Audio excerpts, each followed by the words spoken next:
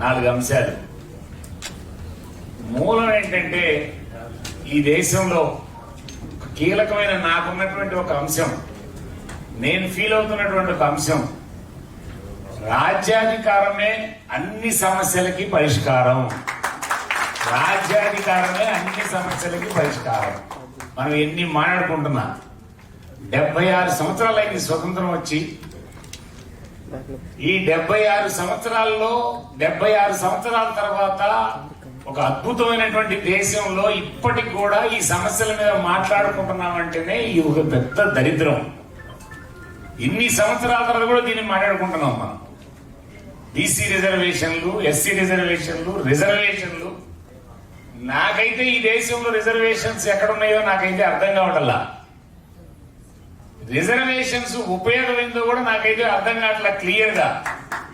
ఇవాళ రాజకీయ పార్టీల్లో ఎమ్మెల్యేలుగా గెలిచిన బీసీలు, ఎస్సీలు, ఎస్టీలు వాళ్ళెవ్వరూ కూడా ఆ జనంతో లేరు. వాళ్ళు ఎక్కడ ఉండాలో అక్కడ ఉండిపోయి ఉన్నారు వాళ్ళు. అవన్నీ ఆ రకమైనటువంటి అన్ని అంశాలు కూడా కిందకి రావాలంటే రాజ్యాధికారం ఒక్కటే. రాజ్యాధికారానికి అన్ని రకాల తాళాలు తీయడానికి అవకాశం ఉంటది. ఆ తాళాలు తీసేటువంటి వ్యక్తులుగా రాజ్యాధికారంలోకి వెళ్ళాలని ముందుగా నేనైతే కోరుకుంటున్నా. నేనైతే తమ్ముడు రామచంద్ర యాదవ్, నేను రామచంద్ర యాదవ్ ని ఒక రకంగా అప్రిషియేట్ చేస్తున్నాను. ఇంతవరకు కనెక్ట్ కాలా, ఇప్పటి వరకు నేను ఆ అబ్బాయితో కనెక్ట్ కాలా. రాజకీయాల్లో ఈ తెలుగు రాష్ట్రాల్లో 40 సంవత్సరాల నుంచి చూస్తా ఉన్నా. ఓడిపోయిన 2వ రోజు నుంచి రోడ్డు మీద రాజకీయంతో ఘర్షణలో ఉన్నాడు రామచంద్ర యాదవ్. ఇది అవసరం రాజకీయాలకి. ఓడిపోయిన 2వ రోజు నుంచి చంద్రబాబు ఓడిపోయినా 2వ రోజు నుంచి ఉన్నాడు. జగన్మోహన్ రెడ్డి ఓడిపోయిన 2వ రోజు నుంచి ఉన్నాడు. మన రామచంద్ర యాదవ్ కూడా 2వ రోజు నుంచే ఉన్నాడు. ఇది అవసరం రాజకీయాలకి. అందుకని ఖచ్చితంగా రాజ్యాధికారాన్ని పట్టుకోవటం, వాళ్ళ బీసీలైనా, ఎస్సీలైనా, కాపులైనా, ఎవరైనా రాజ్యాధికారాన్ని పట్టుకోవటం. అది పట్టుకుంటే అన్ని తాళాలు మన దగ్గరికి వచ్చి పడిపోతాయి. రిజర్వేషన్ అప్లై చేయరు. ఎందుకంటే ఈ దేశంలో ఎక్కడైతే బీసీలు, ఈ దేశంలో అత్యధిక శాతం బీసీలు, దీన్ని ఎవ్వరూ కాదనేటువంటి పరిస్థితి లేదు. 100కి 55% ఉన్న బీసీలు అభివృద్ధి చెందకుండా ఈ దేశం ఎట్లా అభివృద్ధి చెందింది?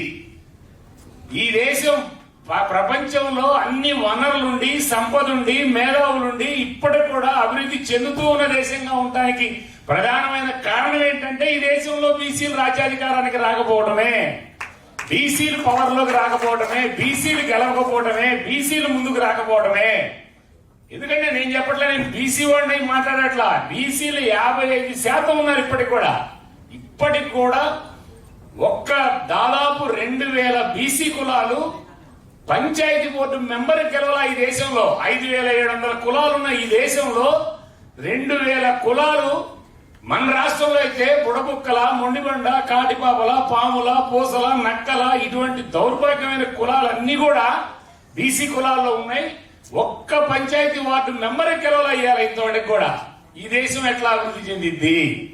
అందుకని ఇది ఒక దేశభక్తి పూరితమైనటువంటి ఉద్యమం. ఈ ఉద్యమాన్ని మనం శక్తివంతంగా రాజ్యాధికార ఉద్యమంగా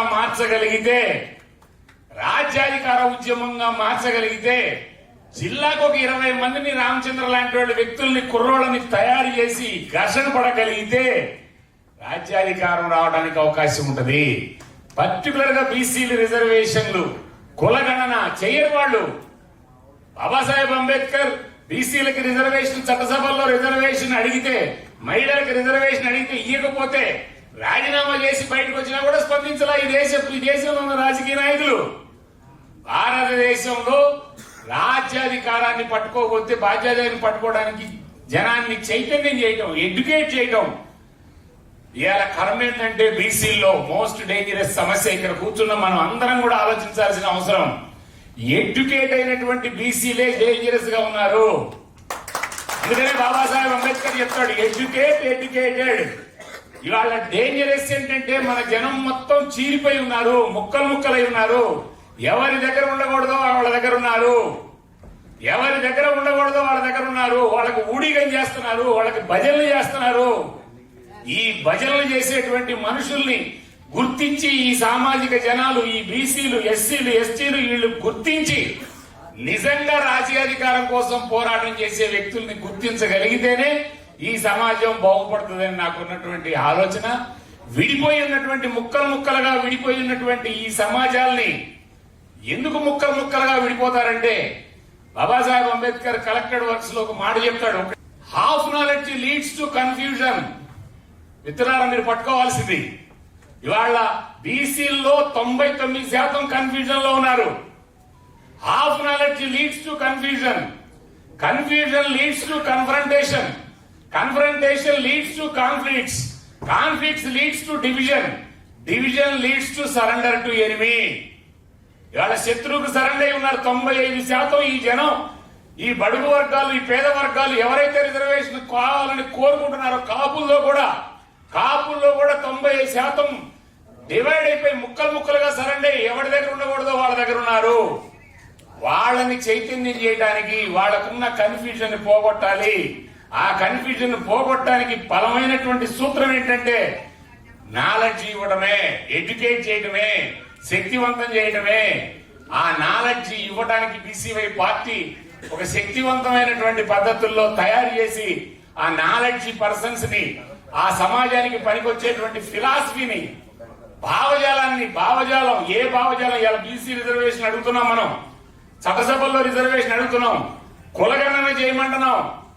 మాకు ఇందాక రామచంద్ర మాట్లాడాడు, కులగణన మనం మాట్లాడితే మన బీసీ సంఘాలు మొత్తాన్ని కూర్చోబెట్టి నీ కుల జనాభా ఎంత ఉంది, నీ కుల జనాభా ఎంత ఉంది అంటే ఎంత తిక్కల సమస్య అంటే ఈ రాష్ట్ర జనాభాకి 4 రెట్లు ఉంటుంది ఒక్క బీసీలు చెప్పే లెక్క. అంటే మనం ఎంత కన్ఫ్యూజన్ లో ఉన్నాం, మన జనాభా ఎంతో మనకు తెలియనటువంటి పరిస్థితుల్లో ఉన్నాం. అది తెలియకుండా వాడికి తెలుసు, సీట్లో కూర్చున్నోడికి తెలుసు, సీట్లో కూర్చున్నోడికి ఏ జనాభా ఎంత ఉందో వాడికి స్పష్టంగా తెలుసు, వాడికి 5 నిమిషాల్లో తెలుసు, వాడికి మనకి తెలియదు, మనం అజ్ఞానంలో ఉన్నాం. అందుకని ఆ పద్ధతుల్లో నిజంగా బీసీవై పార్టీ స్వాతంత్ర దినోత్సవం చేసినటువంటి ఈ పోరాటం ఇది ఒక సామాజిక పోరాటమే మిత్రులారా. మనం ఇవాళ సాయంత్రం దాకా ఇక్కడ కూర్చున్నటువంటి వ్యక్తులను కూడా కలిసి మెలిసి ఒకే భావజాలంతో, రామచంద్ర యాదవ్ పోగు చేసినాడు నిజంగానే సత్యనారాయణ అన్నాడు. ఇటువంటి హోటల్లో నేను చూసిన ఎప్పుడో హైదరాబాద్ లో మా ముదిరాజు ఒక ఆయన చేసినాడు, తర్వాత రామచంద్ర మొదలు పెట్టినాడు. సిన్సి కాసాని జ్ఞానేశ్వర ముదిరాజ్, ఆ తర్వాత రామచంద్ర యాదవ్ మొదలు పెట్టినాడు. సిన్సియర్ గా ఈ రాష్ట్రంలో ఉన్నటువంటి వ్యక్తుల్ని కూర్చోబెట్టి, సీరియస్ గా కూర్చోబెట్టి ఒకే భావజాలంతో, నేను అడుగుతుంది సత్యనారాయణ గారికి, ఇక్కడ కూర్చున్న మేధావులకి, సాయంత్రానికల్లా కనీసం ఒకే భావజాలంతో, ఒకే ఆలోచనతో, ఒకే మాటతో, ఒకే పనితో ఈ గ్రౌండ్ నుంచి బయటికి పోదాం. ధైర్యం ఉంటే ప్రయత్నం చేయండి, ఒకే భావజాలంతో ప్రయత్నం చేద్దాం. వర్ధిల్లాలి బాబాసాహెబ్ అంబేద్కర్, వర్ధిల్లాలి జ్యోతిబా పూలే, జోహార్ మహాత్మా జ్యోతిబా పూలే, జోహార్ మహాత్మా జ్యోతిబా పూలే.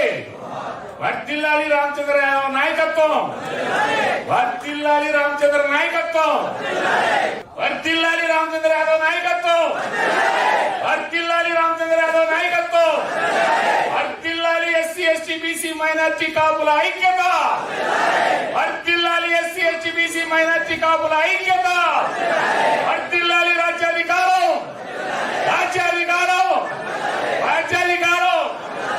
థ్యాంక్ యూ నాకు